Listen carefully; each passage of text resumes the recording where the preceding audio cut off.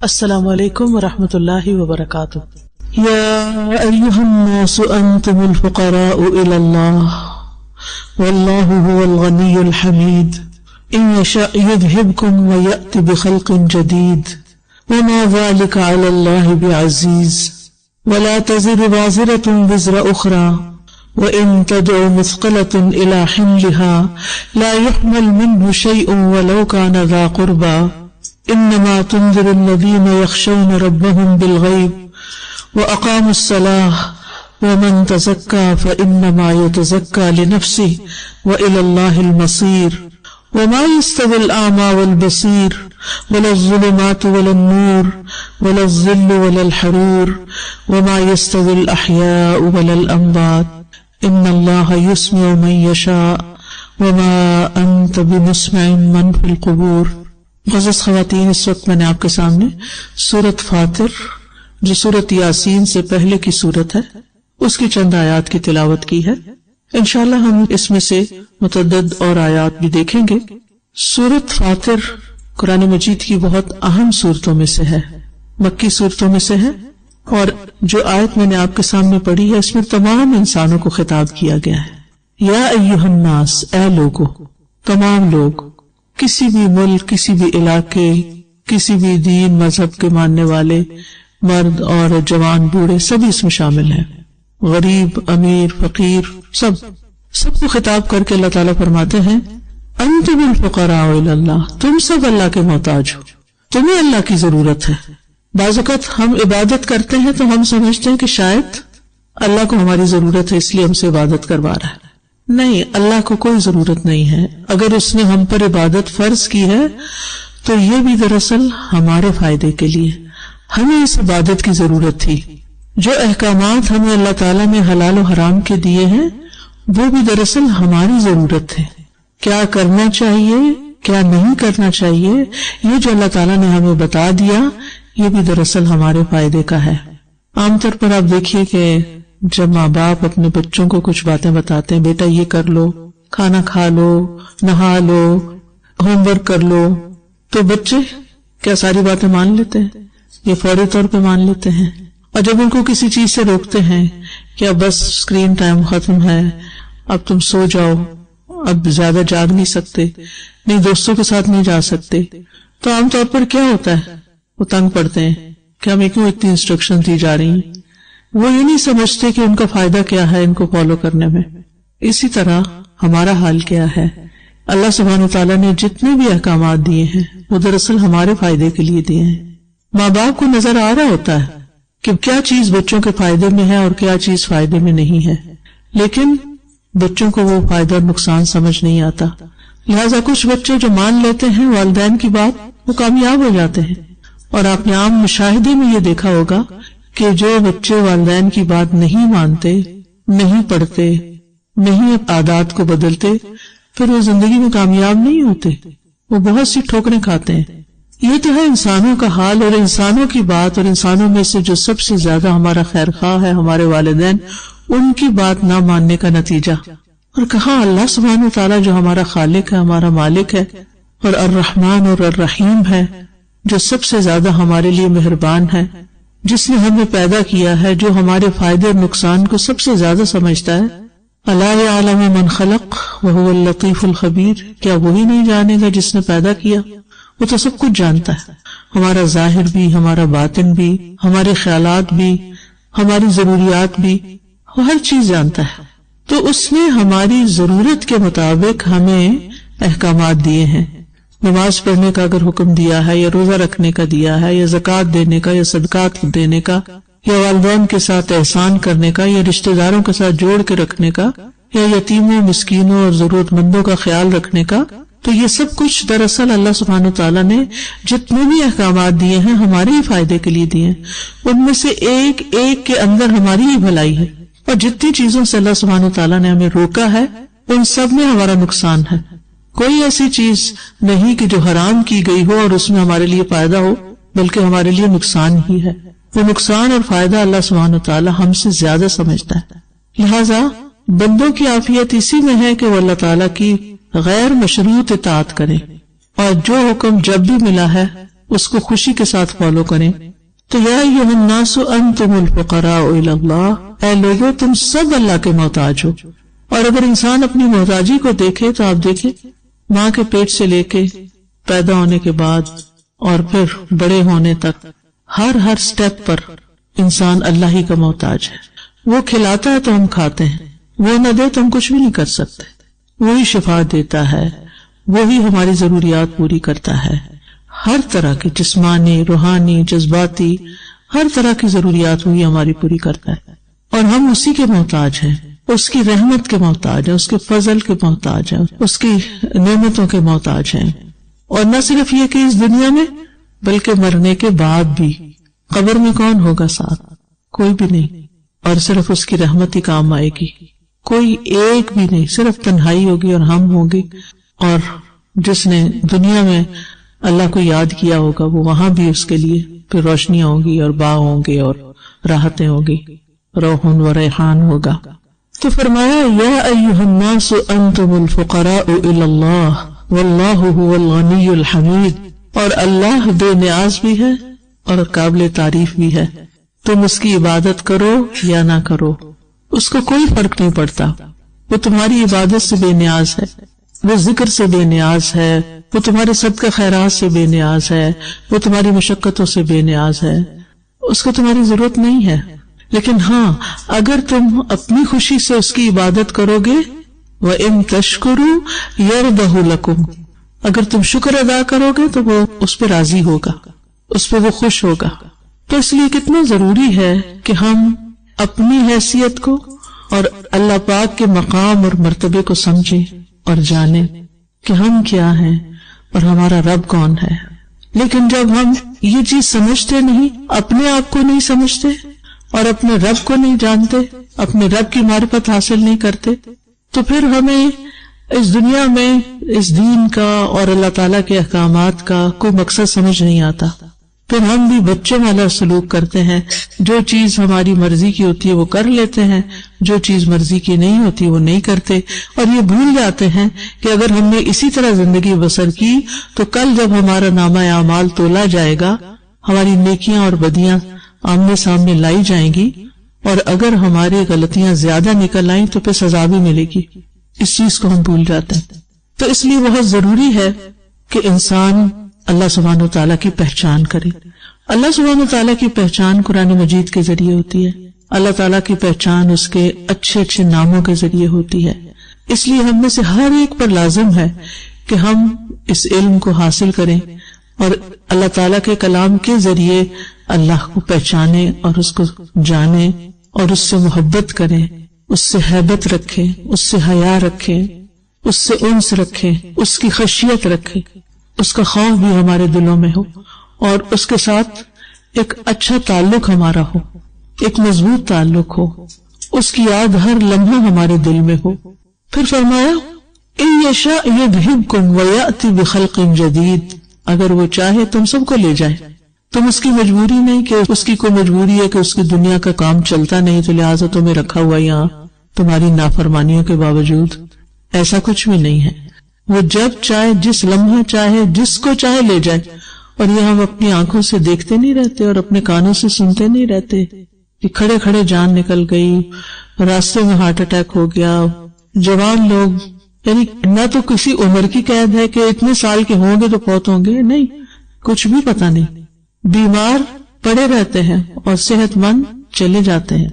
تو ہمیں اس بات کو اچھی طرح سمجھ لینا چاہیے کہ ہم اللہ تعالیٰ کی مجبوری نہیں ہے کہ جب چاہے لے جا سکتا ہے. ان یشاء یذھبکم، جب چاہے تمہیں لے جائے، ویأتی بخلق جدید، اور نئی مخلوق پیدا کر دے. اور نئی مخلوق میں نئے انسان بھی ہو سکتے ہیں اور کوئی اور نئی مخلوق بھی ہو سکتی ہے. اللہ نے جنات بھی پیدا کیے، فرشتوں بھی پیدا کیے، انسان بھی پیدا کیے، حیوان بھی پیدا کیے، سمندر میں، خشکی میں، ہواؤں میں، فضاؤں میں اور پلانٹس پہ اللہ نے جس کو چاہا پیدا کیا. اور جنت میں تو پھر اور بھی غلمان بھی اور حوریں بھی اور مخلوقات بھی ہیں. تو اللہ دنیا میں بھی کسی اور مخلوق کو پیدا کر سکتا ہے. ہم سے پہلے یہاں پر جنات تھے اس زمین پر، اس پلانٹ پر، لیکن جب انہوں نے اللہ تعالیٰ کی نافرمانی کی تو پھر اللہ سبحانہ وتعالیٰ ان کو لے گیا اور ہمیں پیدا کیا. اور اسی لیے ہمیں خلیفہ کہا گیا. خلیف کہتے ہیں پیچھے آنے والے کو. اور اگر اب ہم نہیں کچھ کریں گے تو جانا تو ہے ہی، وہ لے جائے گا. اور آپ دیکھیں کہ ہر 100 سال کے بعد اس زمین کے اوپر بالکل ایک نئی جنریشن آ چکی ہوتی ہے اور پچھلی ساری وائپ آؤٹ ہو چکی ہوتی ہے. کوئی کہیں نشان نظر آتا ہے کہ جس کو اللہ تعالیٰ لمبی عمر دے دے، ورنہ ہر چیز تبدیل ہو کر رہ جاتی. میں کسی بھی آبادی میں جب جاتی ہوں تو کبھی کبھی میں سوچتی ہوں کہ 100 سال پہلے یہاں کون رہتا ہوگا، اور وہ کیسے رہتے ہوں گے، اور وہ کیا کرتے ہوں گے، اور ان کے بھی اسی طرح خوشیاں اور غم ہوں گے، اور ان کی بھی امیدیں ہوں گی، اور انہوں نے بھی دنیا کو آباد کیا اور بسایا اور رکھا، اور پھر آج وہ کہیں ان کا نام و نشان تک نہیں. قبروں کے نشان تک مٹ جاتے ہیں. انسان تو انسان ہے. کبھی کسی گھر میں جاتے ہیں نا تو لوگوں نے اپنے باپ دادا کے دادا کی بھی تصویریں لگا رکھی ہوتی ہیں. میں سوچتی ہوں کہ یہ کہاں پڑے ہیں اس وقت، اور اس جنریشن تک ہو سکتا ہے کوئی یاد رکھے، اس سے آگے تو ان کا کوئی تعلق نہیں. وہ پنجابی کا ایک محاورہ نا، پڑھ پیا تو ساتھ گیا. اس کا مطلب یہ ہے کہ پردادا بنے تو وہ رشتہ ہی ختم ہو جاتا ہے. اور آج کی جنریشن تو دادا کیا باپ کو بھی نہیں سمجھتی کچھ، تو انہوں نے پردادوں کو کہاں یاد رکھنا. تو اپنے لیے خود کچھ کرنا ہے تو کر لیں، ورنہ اللہ کے آگے ہماری حیثیت کچھ بھی نہیں. ہاں اللہ تعالیٰ خوش ہوتا ہے، راضی ہوتا ہے جب انسان اپنی خوشی سے، اپنے دل سے، اپنی رضا سے اس کو راضی کرتا ہے. پھر فرمایا وَلَا تَزِرُ وَازِرَةٌ وِزْرَ أُخْرَىٰ، کوئی بوجھ اٹھانے والا کسی کا بوجھ نہیں اٹھائے گا. اس لیے کسی کی باتوں میں آ کر کسی کو فالو نہیں کرنا چاہیے. فالو صرف قرآن و سنت کو کرنا چاہیے. جو اللہ اور اس کے رسول نے ہمیں بتا دیا وہی ہماری کامیابی کی ضمانت ہے. ورنہ جو باتیں لوگ بتاتے رہتے ہیں، ایسا کر لو تو یہ فائدہ ہو جائے گا اور ویسا کر لو تو ایسا ہو جائے گا، ان باتوں کی کوئی دلیل نہیں ہوتی. کامیاب وہ ہے جو اللہ اور اس کے رسول کی بات مانتا ہے. جیسے قرآن مجید کھلتا ہی ہے تو اللہ تعالیٰ سورۃ البقرہ کے شروع میں ہی فرما دیتے ہیں ذَلِكَ الْكِتَابُ لَا رَيْبَ فِيهِ هُدًى لِّلْمُتَّقِينَ الذين يؤمنون بالغيب ويقيمون الصلاة ومما رزقناهم ينفقون والذين يؤمنون بما أنزل إليك وما أنزل من قبلك وبالآخرة هم يوقنون أولئك على هدى من ربهم وأولئك هم المفلحون.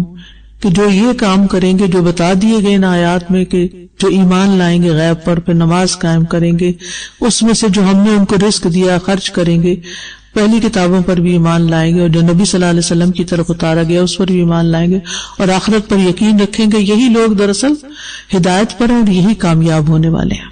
تو کامیابی کا معیار تو اللہ تعالیٰ نے ہمیں بتا دیا کہ کامیاب کون ہے، اور اگر ہم اس کرائیٹیریا پہ پورا نہیں اترتے تو پھر کل اللہ سبحانہ وتعالیٰ کے سامنے کوئی ہمارے برے اعمال کا ذمہ دار نہیں ہوگا.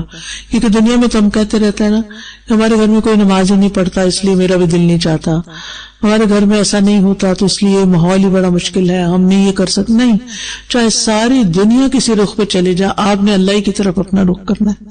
ابراہیم علیہ السلام نے کیا کیا تھا؟ کیا ان کے والد دین پر تھے؟ کیا ان کی سوسائٹی دین پر تھی؟ انہوں نے تو الٹا ان کے لیے آگ کا الاؤ تیار کر لیا تھا، لیکن کیا وہ اس کے آگے ڈر گئے؟ نہیں، انہوں نے کیا کیا؟ سب کو چھوڑ دیا. انی وجہت وجہی للہ، میں نے اپنا چہرہ اللہ کی طرف کر دیا، میں نے اپنی ڈائریکشن اللہ کی طرف کر دیا، اپنا رخ اللہ کی طرف کر دیا. تو کامیاب وہ ہے، عقل مند وہ ہے جو اپنا رخ اللہ کی طرف کر لے، جو اپنی نیت کو اللہ کے لیے خالص کر لے، جو اپنے رب کو سب سے زیادہ راضی کرنے کی فکر کرے. اس وقت ہمارے سروں پہ کیا سوار ہوتا ہے؟ لوگ کیا کہیں گے. ہر چیز میں ہم یہ دیکھتے ہیں لوگ کیا کہیں گے، یہ نہیں سوچتے کہ اللہ تعالیٰ کیا کہیں گے. لوگ تو کچھ دیکھتے ہیں کچھ نہیں دیکھتے، اور دیکھ بھی لیں تو کیا کر لیں، کیا بگاڑ لیں گے ہمارا. لوگ نہ ہمارے رازق ہیں، نہ ہمارے خالق ہیں، نہ مالک ہیں، کچھ بھی تو نہیں. پھر ہم کیوں اتنا زیادہ لوگوں کو اپنے سر پہ سوار کیا ہوا ہے کہ ہر چیز ان کی مرضی کے، لباس ہم پہنتے تو ان کی مرضی کے، کھانا ہم پکاتے ہیں تو ان کی مرضی کا. ہم یعنی ہر چیز میں یہی دیکھتے رہتے ہیں کہ لوگوں سے کیسے تعریف وصول کریں گے، وہ کام کر لیں، چاہے وہ صحیح ہے یا غلط ہے، حلال ہے یا حرام ہے، بس لوگ خوش ہو جائیں کسی طرح. تو کیا واقعی یہ عقل کی بات ہے کہ لوگ اگر خوش ہو گئے تو ہماری نجات ہو جائے گی؟ کہ لکھا ہے قرآن میں ایسا کہ اے لوگوں کو خوش کرو تاکہ تم جنت میں چلے جاؤ؟ نہیں، ایسا کہیں بھی نہیں. کامیابی کا معیار تو اللہ سبحانہ و تعالیٰ کو راضی کرنے میں ہے. آج آپ دیکھیں کہ ہم برانڈز کے بغیر بھی کپڑے پہن سکتے ہیں، لیکن ہم ایکسٹرا منی صرف برانڈز کے اوپر خرچ کرتے ہیں، چاہے وہ لباس ہو، چاہے وہ دیگر پروڈکٹس ہوں.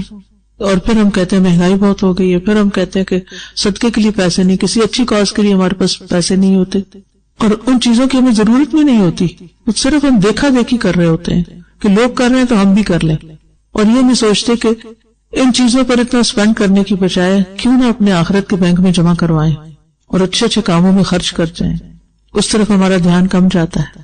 تو قیامت کے دن کوئی شخص کسی کا بوجھ نہیں اٹھائے گا، وَإِن تَدْعُ مُثْقَلَةٌ إِلَىٰ حِمْلِهَا، اور اگر بوجھ سے لدا ہوا کوئی شخص وہ بوجھ اٹھانے کے لیے بلائے گا کسی کو کہ آؤ میری بہن، میرے بھائی، میرے ماں باپ آئیں اور ذرا میرے گناہ اٹھا لیں، تھوڑے تھوڑے سب کو بانٹ دوں تو ان کا تو نقصان نہیں ہوگا اور میری نجات ہو جائے گی، ایسا کچھ بھی نہیں ہونے والا۔ ہر شخص کو اپنا بوجھ خود ہی اٹھانا ہوگا۔ فرمایا لا يحمل منه شيء ولو كان ذا قربى، وہ کچھ بھی اس سے نہیں اٹھا سکیں گے چاہے قریبی رشتہ داری کیوں نہ ہو، آپ سے محبت کرنے والے کیوں نہ ہو، دنیا میں ہر آپ کی خوشی غم میں آپ کے لیے حاضر ہونے والے وہاں کچھ بھی نہیں کر سکیں گے، بالکل بے بس ہوں گے۔ پھر اللہ تعالیٰ مزید فرماتے ہیں وَمَن تَزَكَّى فَإِنَّمَا يَتَزَكَّى لِنَفْسِهِ، جس نے پاکیزگی اختیار کی وہ اپنی ذات کے لیے کرے گا۔ اور یہ بالکل سمپل سی سمجھنے والی بات ہے، جب ہم نہاتے ہیں مثلاً، یہاں پاکیزگی سے مراد تزکیہ نفس ہے، لیکن میں مثال اس کو دے رہی ہوں ظاہری پاکیزگی سے۔ جب ہم نہاتے ہیں تو کون فریش ہوتا ہے، کس کو فائدہ ہوتا ہے؟ ساتھ والے کو تو نہیں ہوتا، ہم ہی کو ہوتا ہے نا۔ تو اسی طرح جب ہم اپنے اندر کا تزکیہ کرتے ہیں، اپنے اندر کو صاف کرتے ہیں شرک سے، بغض سے، بری نیتوں سے، بد اخلاقیوں سے، ان چیزوں سے، گرجز سے، تو اپنے لیے کرتے ہیں، کیونکہ قد افلح من زکاہا۔ تو اللہ تعالیٰ تو کامیابی کا معیار بتا رہے ہیں کہ قد افلح من زکاہا وقد خاب من دساہا، کامیاب وہ ہوا جس نے اس کو صاف کر لیا۔ اور دلوں کو صاف کرنا سب سے مشکل کام ہے۔ ہم اوپر سے اپنی صفائی ساری کر لیتے ہیں، اپنے دانت صاف کر لیتے ہیں، اپنا کان صاف کر لیتے ہیں، اپنے بال صاف کر لیتے ہیں، کپڑے صاف کر لیتے ہیں، گھر صاف کر لیتے ہیں، ساری چیزوں کو ہم خوب چمکاتے رہتے ہیں، لیکن دلوں میں وہی میل اور بغض بھرا رہتا ہے۔ اس کو صاف کرنا سب سے مشکل کام ہے جس پر ہماری نجات کا نثار ہے، اور جو ایسا کرے گا اپنے فائدے کے لیے کرے گا۔ یعنی جب ہم اپنے دل صاف کر لیتے ہیں، لوگوں کو معاف کر دیتے ہیں، تو بوجھ کس کا ہٹتا ہے، خوشی کس کو ملتی ہے، اطمینان قلب کس کو نصیب ہوتا ہے، خود ہی کو۔ تو اس لیے طریقے سیکھنے چاہیے کہ کس طرح ہم اپنا تزکیہ کریں، کس طرح اپنے دلوں کو ہلکا کریں، کس طرح ہم اپنے بوجھ اتار پھینکیں۔ وَإِلَى اللَّهِ الْمَصِيرُ، اور اللہ ہی کی طرف واپسی ہے۔ وَمَا يَسْتَوِي الْأَعْمَى وَالْبَصِيرُ، نابینا اور بینا، اندھا اور دیکھنے والا برابر نہیں ہوتے۔ فرق ہوتا ہے، کتنا فرق؟ صرف 5 منٹ کے لیے آنکھیں بند کر کے گھر کے کام کریں، ہم جیسے تو اپنی جگہ سے نہیں ہل سکیں گے، پتہ نہیں کدھر جا کے ٹوکر کھائیں گے۔ تو یہ اللہ تعالیٰ فرق سمجھا رہے ہیں۔ تو دیکھنے والا کون ہے، یہاں مراد اس سے کیا ہے؟ یا یہ بتانا مقصود نہیں ہے تو سبھی کو پتا ہے کہ اندھا اور دیکھنے والا نہیں برابر۔ یہاں بتانے یہ مقصود ہے کہ جو لوگ اللہ سبحانہ وتعالیٰ کی طرف سے آئی ہوئی ہدایت کو دیکھنے کے قابل ہیں اور جو اس سے آنکھیں بند کر کے جی رہے ہیں، یہ دونوں ایک جیسے نہیں ہیں۔ ان دونوں کی نہ زندگی ایک جیسی ہے، نہ موت ایک جیسی، نہ انجام ایک جیسا۔ اللہ نے ہمیں آنکھیں دی ہیں اور ہمیں ہدایت کے لیے خود کتاب بھی اپنی دی ہے، لیکن ہم کتنا پڑھتے ہیں اس کو، کتنا سمجھتے ہیں اس کو، کتنا ہمارا اس کے ساتھ تعلق ہے۔ پھر فرمایا وَلَا الظُّلُمَاتُ وَلَا النُّورُ، اندھیرے اور روشنی بھی نہیں برابر۔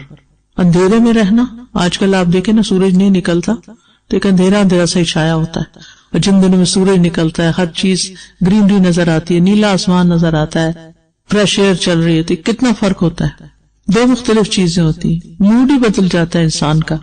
تو روشنی سے مراد کیا ہے؟ دین کی روشنی، وحی الہی سے جو علم ہمیں ملا اس کی روشنی۔ اور اندھیرے کیا ہیں؟ جہالت کے اندھیرے، کفر کے اندھیرے۔ تو ایمان کی روشنی، علم کی روشنی، دین کی روشنی، یہ الگ چیز ہے اور اس سے جہالت الگ چیز ہے، برابر نہیں ہے۔ وَلَا الظِّلُّ وَلَا الْحَرُورُ، سایہ اور دھوپ بھی برابر نہیں ہے۔ گرمیوں میں آپ کسی سڑک پہ چل رہے ہوں تو کچھ دیر دھوپ میں چلے، کوئی چھاؤں آ جائے، تو بہت ہی فرق ہے۔ اسی طرح جو لوگ قرآن کے سائے میں رہتے ہیں، جو اللہ سبحانہ وتعالیٰ کی طرف سے آئی ہوئی اس رحمت اور اس ہدایت اور اس فضل کے سائے میں ہوتے ہیں، وہ اور اس کے بغیر زندگی کی دھوپ کاٹنے والے برابر نہیں۔ وَمَا يَسْتَوِي الْأَحْيَاءُ وَلَا الْأَمْوَاتُ، زندہ اور مردہ بھی برابر نہیں۔ اب یہ زندہ، ظاہر زندہ لوگ زمین کے اوپر رہتے ہیں اور مرے ہوئے لوگ کہاں رہتے ہیں؟ زمین کے نیچے رہتے ہیں، بڑا فرق ہے۔ کچھ اوپر ہیں کچھ نیچے ہیں، ایک جیسے تو نہیں نا، ان کی زندگی کچھ اور ہے، ہماری زندگی کچھ اور ہے. تو بالکل اسی طرح جو لوگ جن کے دل زندہ ہیں، جو ایمان کے ساتھ جیتے ہیں اور جو اس کے بغیر جیتے ہیں، وہ برابر نہیں. اس آیت کی تفسیر قرآن مجید کی ایک اور آیت سے بھی ہوتی ہے. وہاں آتا ہے اَوَ مَنْ كَانَ مَيْتًا فَأَحْيَيْنَاهُ وَجَعَلْنَا لَهُ نُورًا يَمْشِي بِهِ فِي النَّاسِ كَمَنْ مَثَلُهُ فِي الظُّلُمَاتِ لَيْسَ بِخَارِجٍ مِنْهَا. کیا بھلا وہ شخص جو پہلے مردہ تھا پھر ہم نے اس کو زندگی بخشی، یعنی ایک شخص ایمان والا نہیں تھا، پھر اللہ نے اس کو ایمان دیا، گویا زندگی دے دی، وہ جی اٹھا. ایک شخص جاہل تھا، پھر اللہ نے اس کو قرآن کا علم دے دیا، اس کو ایک زندگی مل گئی. یعنی بہت فرق ہے ان دونوں زندگیوں میں. اور کچھ لوگ ہیں جو اللہ کے اس نور کے ساتھ لوگوں کے بیچ میں چلتے پھرتے ہیں، اور کچھ لوگ اندھیروں میں ٹھوکریں کھا رہے ہیں. تو اس لیے بہت ضروری ہے کہ ہم سب اپنے لیے قرآن مجید کا مطالعہ اس سطح پر کریں، حدیث کا مطالعہ اس سطح پر کریں کہ وہ ہماری زندگی میں ایک روشنی پیدا کر دے.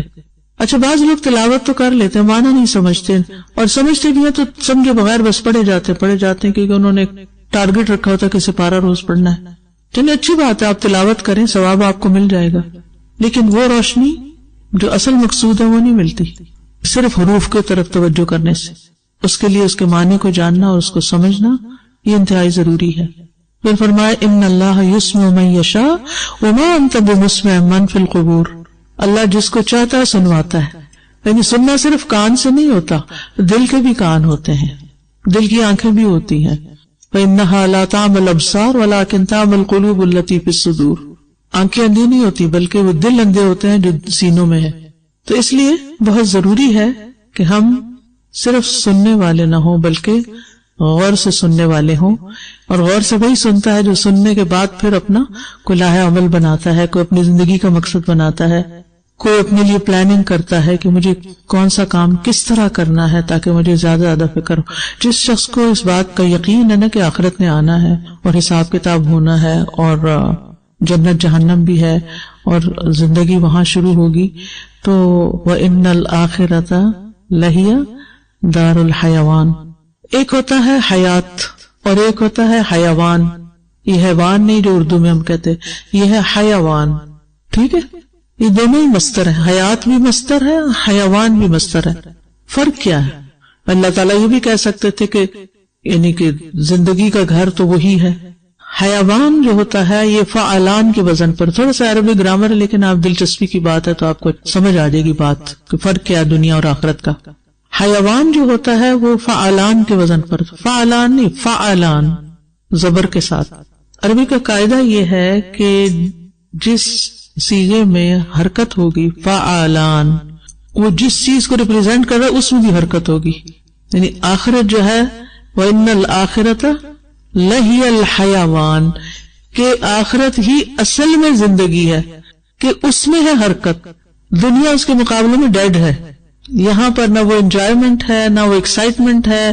یہاں آپ کو ایک چیز ملنے کی خواہش ہوتی ہے، چلو نہیں ملی تو الگ پریشانی، مل گئی تو الگ پریشانی، اور آپ اس کے ساتھ مزید بوجھل ہی ہو جاتے ہیں. جتنی چیزیں زیادہ، جتنی نعمتیں زیادہ، اتنا بوجھ زیادہ پڑ جاتا ہے. لیکن آخرت کی جو جنت کی زندگی ہے وہ حیوان ہے. اس میں ہر روز ایک نئی حرکت، ایک نئی ایکسائٹمنٹ، ایک نیا فیز، ایک نئی چیز، یعنی کہ ایک لائف ہے وہاں. حیوان حرکت سے نا، یعنی کہ جہاں حرکت ہوتی ہے وہاں لائف ہوتی ہے. تو آخرت کی زندگی ہی اصل میں حرکت والی زندگی ہے، یعنی خوشیاں اصل میں وہاں ہیں. اور زندگی کیا ہوتی ہے؟ زندگی وہ نہیں ہوتی کہ انسان چل پھر رہا ہے مردوں کی طرح. زندگی ہوتی ہے جو دل حرکت میں ہوتا ہے انسان. جب دل مر جاتا ہے تو انسان مر جاتا ہے. کچھ لوگ جیتے جی جن کا دل مرا ہوا ہوتا ہے نا، وہ کسی چیز میں انٹرسٹ نہیں لیتے، تو وہاں دل بھی زندہ ہوگا. انسان کو ایسی زندگی ملے گی جسے کبھی بھی ختم نہیں ہونا. وہاں ایسے جسم ہوں گے جو کبھی فنا نہیں ہوں گے. وہاں ایسی جوانی ہوگی جو کبھی بڑھاپے میں نہیں بدلے گی. وہاں ایسی صحت ہوگی کہ جس میں کبھی کوئی بیماری نہیں آئے گی. وہاں ایسی خوشیاں ہوں گی کہ جس میں کوئی غم ہی نہیں ہوگا. لیکن ان کو پانے کے لیے پھر یہاں اس دارالعمل میں کچھ کرنا ہے اور اپنی زندگی کو اللہ کی مرضی کے مطابق کرنا ہے، لوگوں کی مرضی کے مطابق نہیں. کیونکہ لوگوں کے تو اپنے انٹرسٹ ہے نا، ہر کسی کا اپنا خیال ہے، اپنی مرضی ہے، اپنا طریقہ ہے، وہ کس کس کو راضی کریں گے.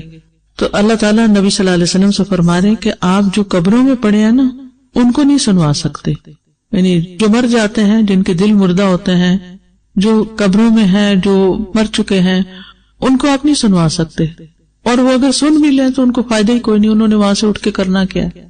تو انسانوں میں سے کچھ لوگ ایسے ہی ہوتے ہیں، زندہ لاشیں جن کے دل مردہ ہیں، جو غور و فکر نہیں کرتے، جیسے اللہ تعالیٰ فرماتے ہیں نا افلا یتدبرون القرآن ام علی قلوب اقفالها، کیا یہ لوگ قرآن میں تدبر نہیں کرتے، غور و فکر نہیں کرتے، کیا تالے لگے ہوئے ان کے دلوں پر؟ اچھا، جب کسی گھر کو تالا لگ جاتا ہے تو اس کا کیا مطلب ہوتا ہے؟ کہ کوئی اندر نہیں جائے گا، لاک لگا دیا، اندر کوئی نہیں جائے گا۔ یعنی تم قرآن میں غور و فکر نہیں کرتے، اپنے دل کو لاک لگایا ہوا ہے کہ اس میں قرآن نہیں اندر آ سکتا۔ اگر آپ کسی کے گھر جانا چاہیں اور وہ آگے سے کنڈی لگا لے، تالا لگا لے، تو کیسا لگے گا؟ آپ کیسا لگے گا؟ آپ اپنے بیٹے کے گھر جانا چاہتے ہیں، اپنے والدین کے گھر جانا تو اپنا دروازہ بند کر لیتے ہیں آگے سے۔ تو قرآن کے لیے ہم نے یہی کیا ہوا، دروازہ بند کیا ہوا، غور و فکر نہیں کرتے، توجہ نہیں کرتے، اس کی گہرائی میں نہیں اترتے۔ ایک دفعہ پڑھ لینے کو کافی سمجھ لیتے ہیں، یا ناظرہ پڑھ لینے کو کافی سمجھتے ہیں، شعور بیدار نہیں کرتے۔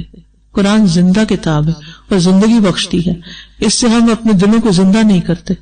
اب آپ کہ یہ کیسے کریں؟ ہم بہت طریقے ہیں کرنے کے، اگر نیت اور ارادہ ہو اللہ تعالیٰ رستے دکھا دیتا ہے۔ والذین جاہدوا فینا لنہدینہم سبلنا۔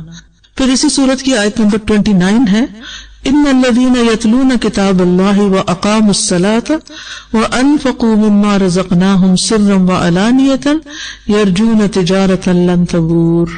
بے شک وہ لوگ جو کتاب اللہ کی تلاوت کرتے ہیں اور نماز قائم کرتے ہیں، اور جو ہم نے ان کو رزق دیا اس میں سے چھپے کھلے خرچ کرتے ہیں، وہ ایسی تجارت کی امید رکھتے ہیں کہ جس میں گھاٹا ہونا ہی نہیں، جو برباد ہوگی ہی نہیں، لن تبور۔ اچھا، اب یہ جو پہلی بات شرط لگائی گئی یتلون کتاب اللہ، ہم عام طور پر اس کا معنی اردو والی تلاوت لیتے ہیں، قرات۔ ایک ہوتی ہے قرات، ریڈنگ، اور ایک ہوتی تلاوت۔ تلاوت کا لفظ جو ہے یہ عربی زبان میں تلا یتلو تلون سے ہے، جس کا مطلب ہے پیچھا کرنا، پیچھے جانا کسی چیز کے۔ تو تلاوت اس ریڈنگ کو کہتے ہیں جس میں معنی سمجھ کے پڑھا جائے، جس میں معنی پر غور کیا جائے، میننگ جانے جائے کہ قرآن کیا رہا ہے۔ ہم کسی اور کتاب کے ساتھ ایسا ظلم نہیں کرتے جو کتاب اللہ کے ساتھ کرتے ہیں۔ دوسری شرط کیا ہے؟ وہ اقام الصلاۃ، نماز قائم کرتے ہیں۔ نماز ان کی زندگی میں سب سے اہم ترین چیز ہوتی ہے۔ آپ لوگوں نے عصر کی نماز پڑھ لی؟ الحمدللہ۔ وَأَنفَقُوا مِمَّا رَزَقْنَاهُمْ، اور تیسری چیز اس میں سے جو ہم نے ان کو رزق دیا وہ خرچ کرتے ہیں، سینت کے نہیں رکھتے، نکالتے رہتے ہیں۔ سوچیے اگر آج ہم مر جائیں تو ہماری چیزوں کا کیا ہوگا؟ ہمارے کس کام کی؟ ہم سے تو جدا ہو گئے، ہماری جو اونرشپ ہے وہ بھی ختم ہو گئی نا، اب وہ ہماری نہیں رہی، وہ تو وارثوں کی ہو گئی فوراً۔ ہماری تو وہ ہے جو ہم نے کھا کے ختم کیا یا پہن کے پرانا کیا یا آگے بھیج دیا۔ اب تین چیزیں یہاں بتائی گئی ہیں کامیابی کے لیے۔ پہلی ہے علم، کتاب اللہ کو سمجھ کے پڑھنا۔ دوسری ہے عبادت، اور وہ ہے اقام الصلاۃ، جس میں نماز کی شرائط اور ان تمام چیزوں کو مد نظر رکھ کے پڑھنا۔ اور تیسری ہے حقوق العباد کی ادائیگی، دوسروں پر اپنا مال خرچ کرنا۔ اور اس میں صرف مال خرچ کرنا ہی نہیں، وَمِمَّا رَزَقْنَاهُمْ، جو بھی ہم نے ان کو رزق دیا، جو چیز بھی دی ہے، علم دیا ہے، مال دیا ہے، وقت دیا ہے، صلاحیتیں دی ہیں، قوتیں دی ہیں، ان کو خرچ کرتے ہیں، ان کو استعمال کرتے ہیں، ان کو دوسروں کو فائدہ پہنچانے کے لیے استعمال کرتے ہیں۔ جو بھی ہم نے ان کو عطا کیا، مما رزقناہم، رزق کا مطلب ہوتا ہے عطا کرنا، دینا۔ جو بھی ہم نے ان کو بخشا ہے اس میں سے کھلے چھپے یعنی وہ ہر طرح سے کرتے ہیں، کبھی چھپا کے کرتے ہیں اور کبھی چھپا نہیں سکتے تو دکھا کے بھی پھر روکتے نہیں۔ کچھ لوگ کہتے ہیں نا وہ اچھا اگر ہم نے دکھا کے دی، یعنی سامنے کوئی نیکی کی تو ہماری نیت خراب ہو جائے گی تو بہتر نہیں کرتے، نہیں، جو بھی موقع ہو، جیسا بھی موقع ہو، وہ کام اپنا نیکی کا کرتے چلے جاتے ہیں۔ فرمائی یہ کس لیے؟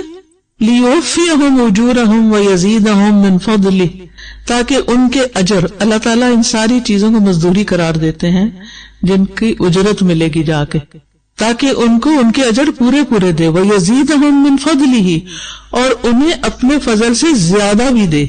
یعنی اس سے پتہ چلتا ہے کہ اللہ تعالیٰ قیامت کے دن لوگوں کو صرف ان کے اعمال کا بدلہ ہی نہیں دے گا، بلکہ جنہوں نے اچھا کیا ان سے خوش ہو کر، راضی ہو کر زیادہ بھی دے گا۔ یزیدہم من فضلی، اس میں اضافہ بھی کرے گا.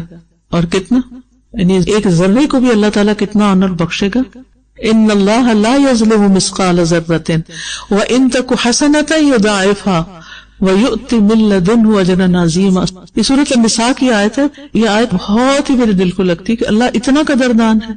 ہمیں نا شیطان یقین نہیں آنے دیتا کہ اللہ تعالیٰ قدردان ہے، کہ ہم جو نیکی کرتے ہیں اس پر کچھ ملے گا. ہمیں ہر وقت اس شک میں رکھتا ہے پتہ نہیں کوئی فائدہ ہو رہا ہے کہ نہیں، تم کیوں اپنے آپ کو اتنا کھپا رہی ہو، پتہ نہیں کچھ ملے گا یا نہیں. ان اللہ لا یظلم مثقال ذرۃ وان تک حسنۃ یضاعفها وَيُؤْتِ مِن لَّدُنْهُ أَجْرًا عَظِیمًا. سبحان اللہ، ایسا بدلہ تو کوئی بھی نہیں دیتا، کوئی بھی نہیں دیتا، ماں باپ بھی نہیں دیتے، دوست بھی ہے. یعنی کسی کے ساتھ آپ ساری زندگی بھی آسان کرے تو آپ کو اتنا بدلہ کوئی نہیں دے سکتا. اللہ ذرے برابر نیکی کو بھی ضائع نہیں کرے گا، اتنا رتی برابر بھی ظلم نہیں کرے گا. مثقال ذرہ، ذرہ تو نظر بھی نہیں آتا، اتنا چھوٹا ہوتا ہے. اور اگر ذرے جتنی نیکی بھی کر لی، یضاعف، اس کو ملٹیپلائی کرے گا، ملٹیپلائی بڑھاتا جائے گا، بڑھاتا جائے گا، بڑھاتا جائے گا. وَيُؤْتِ مِن لَّدُنْهُ، تو آپ کے اوپر نہیں چھوڑے گا کہ آپ نے اتنا کیا تھا تو بس اتنا. یہ تو ہم انسانوں کی ایسی عادتیں ہوتی ہیں کہ ایسے کو تیسا، لیکن وہاں تو اللہ کا فضل ہوگا. یؤتی من لدن، اپنے پاس سے دے گا، کیونکہ اللہ کے خزانے تو وسیع ہے نا. جو کچھ آسمانوں اور زمین میں سب اللہ ہی کا تو ہے.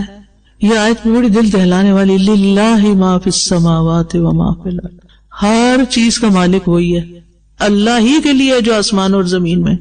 جب کوئی ایک کھجور بھی خرچ کرتا ہے نا پاکیزہ مال میں سے اور خوش دلی کے ساتھ، تو اللہ تعالیٰ اس کو اپنے دائیں ہاتھ سے قبول کرتا ہے اور اس کو اس طرح پالتا ہے جیسے تم میں سے کوئی اپنے پچھیرے کو پالتا، حتیٰ کہ ایک لقمہ جو وہ جبل احد کے برابر ہو جاتا ہے. اتنا بڑا اجر ملتا ہے، جتنا اخلاص اتنا بڑا اجر. تو اللہ سے تجارت کرنے والے تو کبھی ناکام رہ ہی نہیں سکتے. جو پیچھے ہم نے پڑھا، یہ اللہ سے کی ہوئی تجارت ہے نا. تجارت میں کیا ہوتا ہے، ایک چیز دی جاتی ہے، اس کے بدلے میں دوسری لی جاتی ہے، ایکسچینج ہوتا ہے نا. آپ دکاندار کو پیسے دیتے ہیں، وہ آپ کو چیز دیتا ہے، آپ جتنے پیسے دیتے ہیں اتنی ہی ملتی ہے، اس سے زیادہ نہیں ملتی. وہ بعض کا توڑ کے آدھی رکھ لیتے ہیں کہ آپ کا وزن پورا ہو چکا ہے، لیکن اللہ تعالیٰ کے یہاں ایسا نہیں ہے. یؤتی من لدنہ اجرا عظیما، عظیم، اور اللہ کا عظیم تو ہمارے عظیم سے بہت بڑا ہے. انہ غفور شکور، بے شک وہ بڑا ہی بخشش فرمانے والا ہے اور بڑا ہی قدردان ہے. پھر اس کی آیت نمبر 32 سورت کی بڑی زبردست ہے. ثم اورثنا الکتاب الذین اصطفینا من عبادنا، پھر ہم نے اس کتاب کا وارث بنا دیا اپنے بندوں میں سے ان کو جن کو ہم نے چن لیا. فمنہم ظالم لنفسہ ومنہم مقتصد ومنہم سابق بالخیرات باذن اللہ. ان بندوں میں سے، چنے ہوئے بندوں میں سے کون ہیں؟ 3 طرح کے لوگ، کچھ اپنی جانوں پہ ظلم کرنے والے، کچھ درمیانی چال چلنے والے، اور کچھ نیکیوں میں دوڑ لگانے والے ہیں اللہ کے اذن سے. ذالک هو الفضل الکبیر، یہ ہے بہت بڑا فضل. جنات عدن یدخلونها، عدن کے باغ جن میں وہ داخل ہوں گے.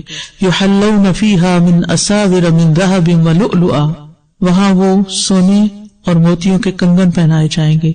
ولباسہم فیہا حریر، اور اس میں ان کا لباس حریر کا ہوگا، ریشم کا، سلک کا ہوگا.